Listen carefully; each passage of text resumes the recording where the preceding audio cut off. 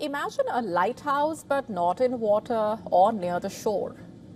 Imagine it floating in space, emitting precise beams of light to guide ships, not across oceans, but across Earth, the airspace, even deep space. That is exactly the kind of navigation Chinese researchers claim to have achieved. Chinese researchers saying they have deployed an 11th satellite constellation designed to deliver precise positioning even when GPS signals are blocked or jammed. Unlike traditional systems that basically depend on radio waves, this network uses coded light signals transmitted from satellites.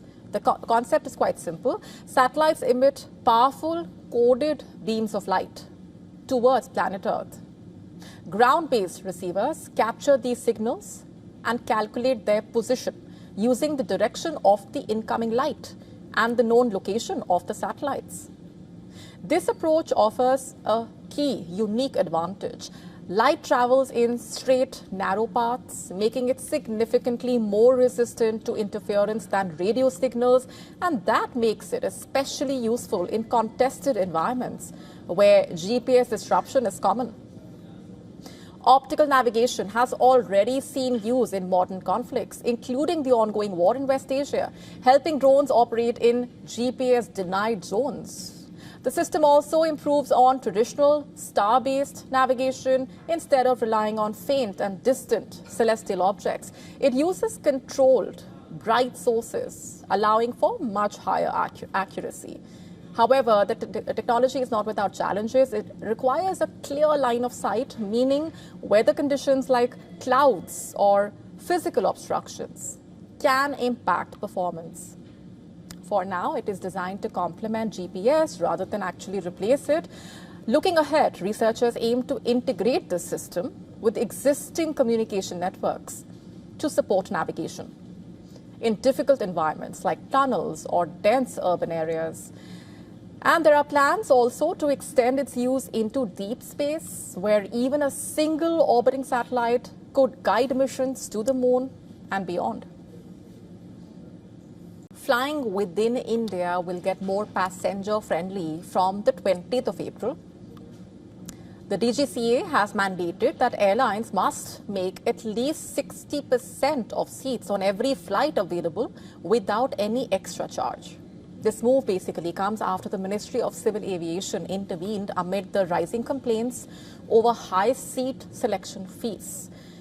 Under the new rules, passengers will no longer have to pay additional charges for the majority of seats, including those away from the back of the plane. Currently, most airlines offer only about 20% of the seats for free, with passengers paying anywhere between 200 and 2,100 rupees to choose the preferred seats, which gives them the option to choose seats with extra legroom or in the front row, for example. Alongside this, the DGCA has also made it clear that airlines must be transparent. The number of free seats and all applicable terms must be displayed during booking, and passengers on the same PNR should be seated close together. The decision has not gone down well with the industry, reportedly. Carriers like Indigo, Air India, SpiceJet warning that it could hurt revenue and push up base fares, reportedly. The Federation of Indian Airlines, meanwhile, has even requested a rollback of the directive. The DGCA is also tightening rules on ancillary charges. Airlines will now have to clearly disclose fees for optional services like carrying sports equipment or musical instruments, and explain the liability terms in case of damage. With more than 5 lakh passengers flying daily in India, this change is expected to impact millions, making air travel more transparent and passenger-friendly. And as that war rages on, Iran is emerging as a key beneficiary of the ongoing energy disruption triggered by the conflict in the region. As global oil prices surge past $100 per barrel, Tehran has managed to keep its crude exports relatively stable at around 1.5 to 1.6 million barrels per day. Now, this combination of the steady volumes and elevated prices is significantly boosting revenues. Estimates suggesting Iran's daily oil earnings have nearly doubled as compared to pre-conflict levels, strengthening its fiscal position despite the ongoing sanctions. And while other producers struggle with the supply disruptions, Iran is effectively capitalizing on the higher prices without needing to ramp up output. And amid the heightened tensions, tanker traffic has been disrupted across the Strait of Hormuz, that critical passage vital for global trade. Iran's strategic position along that strait gives it significant leverage over global energy flows. And with competing exports facing bottlenecks, Iran's ability to influence or restrict movement is tightening global supply and pushing the prices higher.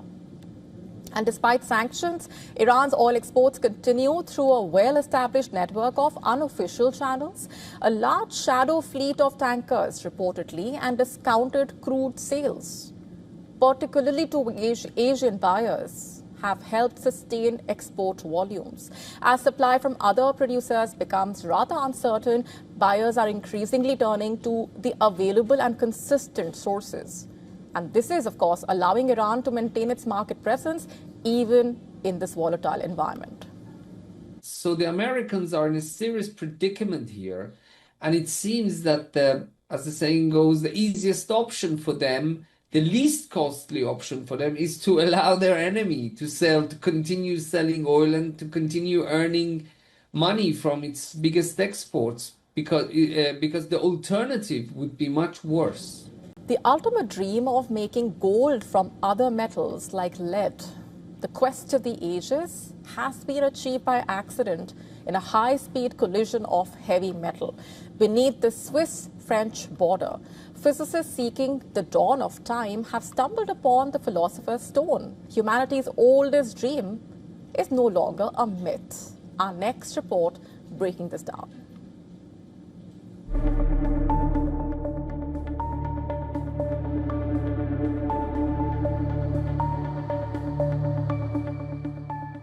For centuries, the darkest corners of history were filled with the smoke of secret furnaces. Kings and charlatans alike, obsessed over a singular, impossible transformation, they sought the power to rearrange the very fabric of matter, to turn base metal into eternal wealth. It was a pursuit that defined the birth of chemistry, but remained an unreachable fantasy until now. At the Large Hadron Collider, the mission was pure science. Researchers were smashing lead ions together at nearly the speed of light to recreate the conditions of the Big Bang. They wanted to see the universe in its first microsecond of existence. Instead, they witnessed something very different.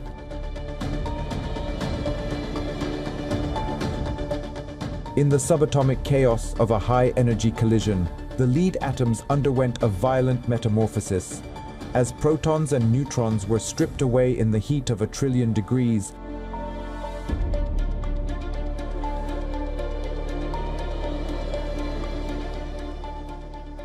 the atomic number of the lead shifted. In a flash of unimaginable energy, the lead was no longer lead, it had become gold. The yield is microscopic, mere atoms of the precious metal born from the wreckage of the heavy ions. But the implications are huge. The ancient alchemists failed because they lacked the power of a star.